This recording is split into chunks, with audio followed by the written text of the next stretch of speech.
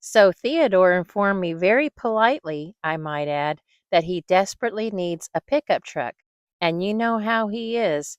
Once he sets his mind on a project, there's no slowing him down.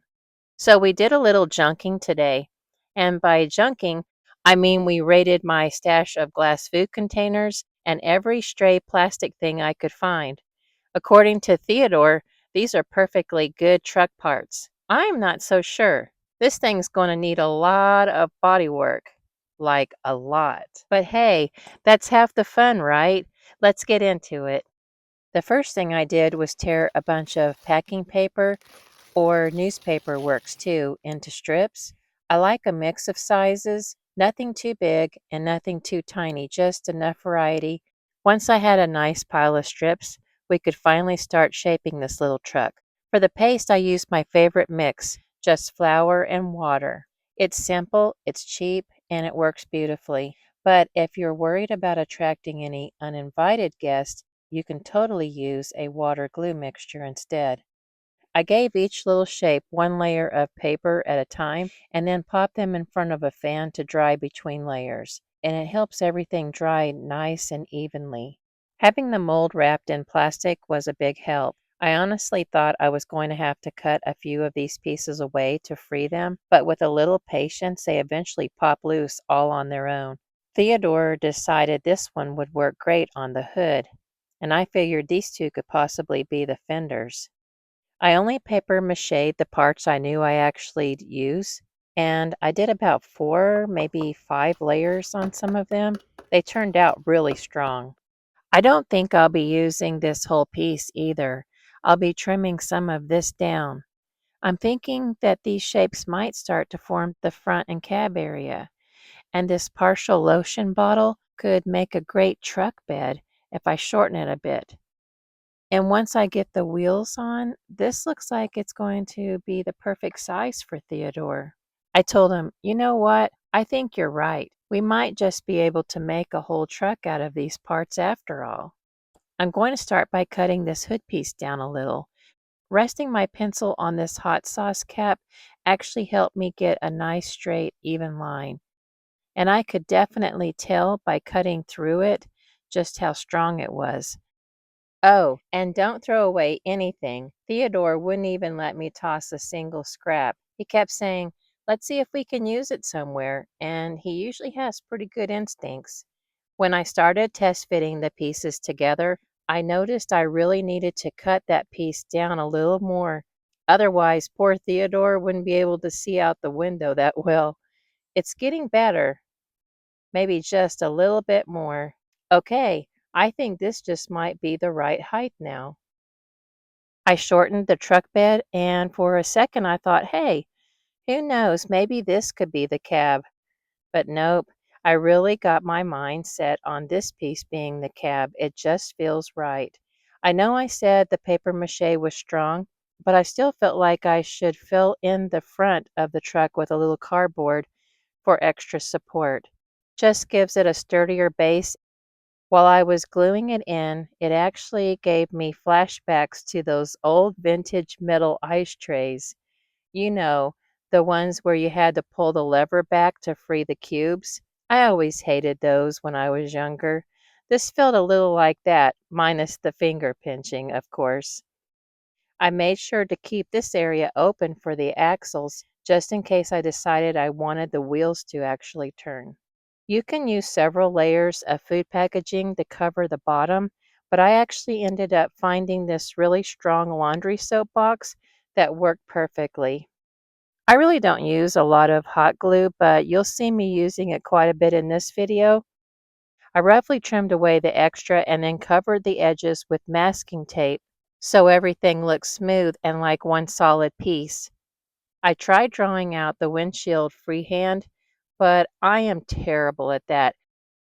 So I made a little template and traced around it instead. I had to cut really carefully because there wasn't enough space along the bottom.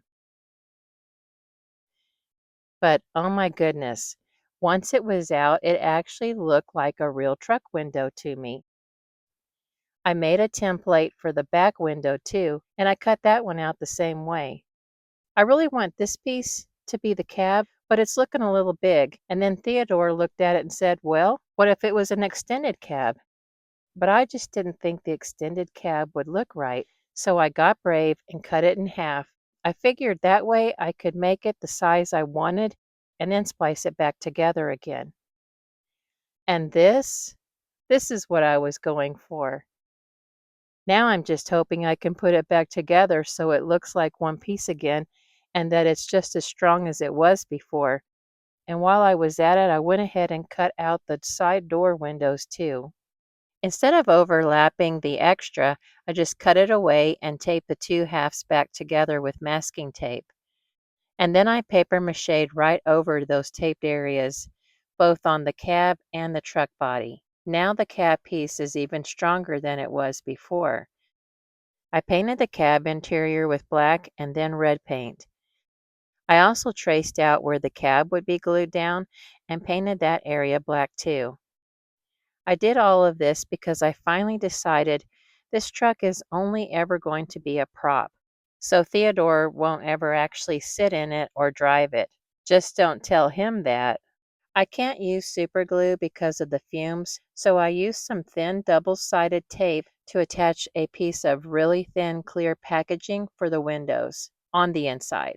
I also cut a little strip of foam board and painted it to look like the top of the seat inside the cab.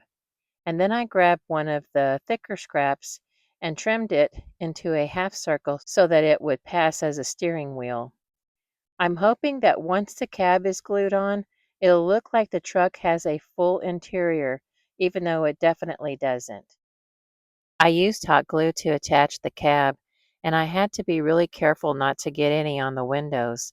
After it's set, I rubbed and scraped off any big blobs of glue I could, and then I ran my hot glue gun over the remaining spots so everything would lay flat as possible. I saved the little window templates and used those to protect the windows until the very end. Since I had cut off one of the ends of the truck bed earlier, I used a piece of cardboard to cover that opening, and I also made a template for the truck bed cutout the same way I did the windows, traced it and cut it away. And definitely save that piece you cut out. It's nice and thick and perfect for some other project down the road. I glued in some cardboard strips to create the inner walls of the truck bed, and the strips actually helped pop out a few spots that had bowed in from warping. Then I paper machéed over the inside walls so the whole bed felt like one solid piece. Originally, I planned to glue the truck bed on like this, but the more I looked at it, the more it made sense to flip it around and use the opposite end instead. And it's really starting to grow on me now, too. Just like the front of the truck body, I glued on some food packaging to finish it off, and that also created the bottom of the truck bed. I just wish I had doubled the food packaging so it wasn't too thin, but it still turned out okay. I'm going to cover all of the edges with masking tape and then go over them with a little paper mache.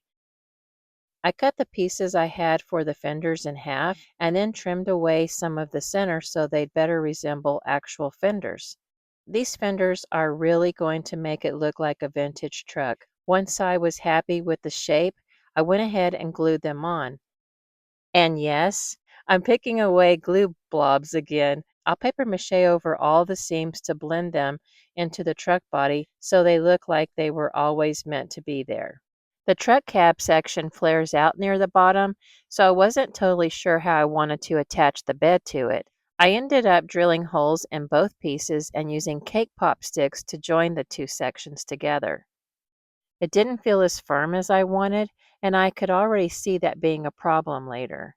I thought adding a square of food packaging a few layers thick underneath would help, but it still didn't feel strong enough, so I ended up gluing a piece of cardboard in there instead, and then taping it and paper macheing over the whole area, and now it feels very secure and strong.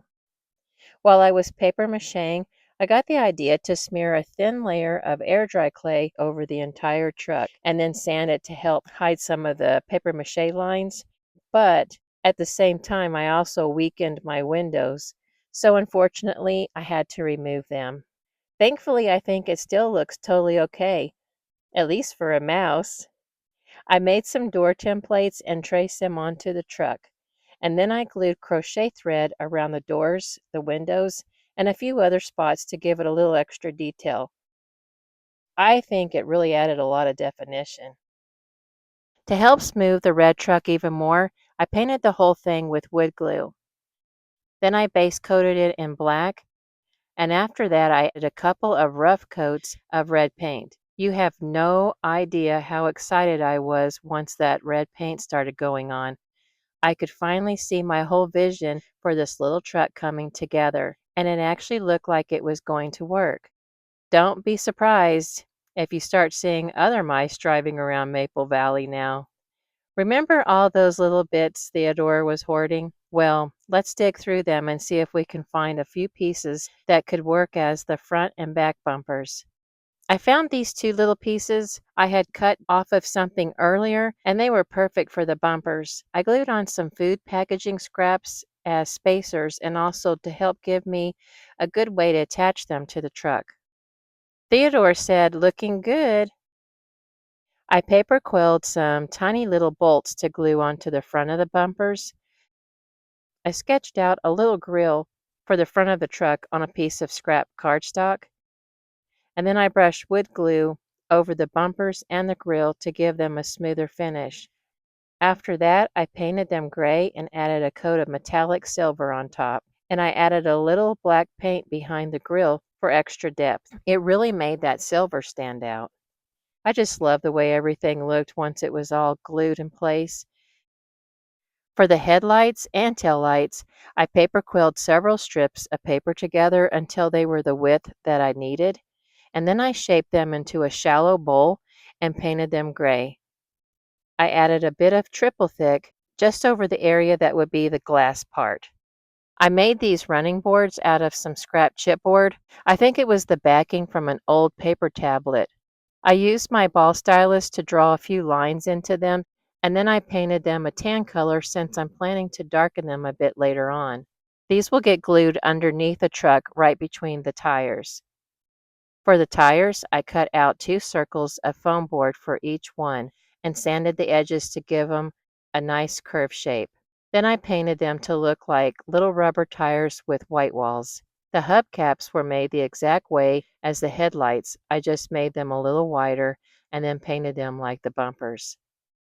Now I'll be using this Waverly wax since I have the running boards and the tires glued on.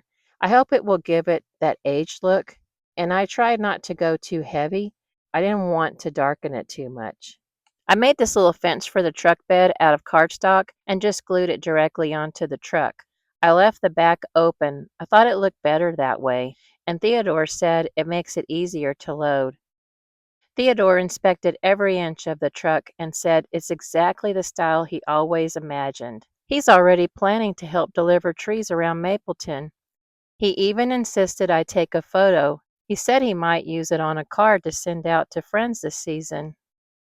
We're so glad you stopped by. Thanks for watching. I'll see you next time.